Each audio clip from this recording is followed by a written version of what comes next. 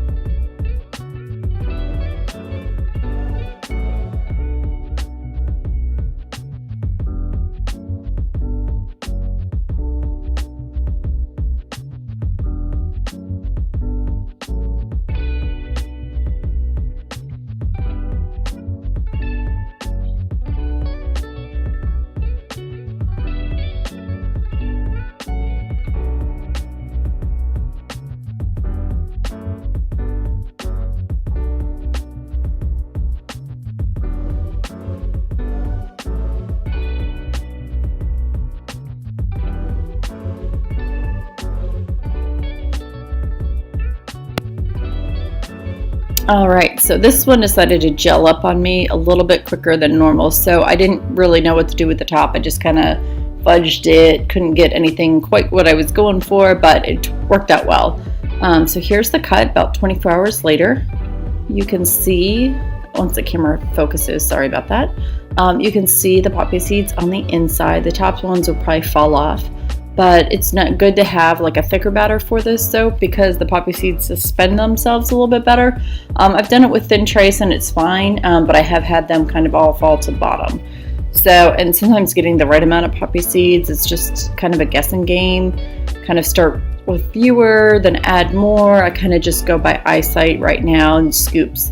I kind of figured out what's just enough and what's not too much. So anyway, I love this color, love how this simple soap kind of came out. And thank you so much for subscribing. Thanks for watching. I'll see you on the next video.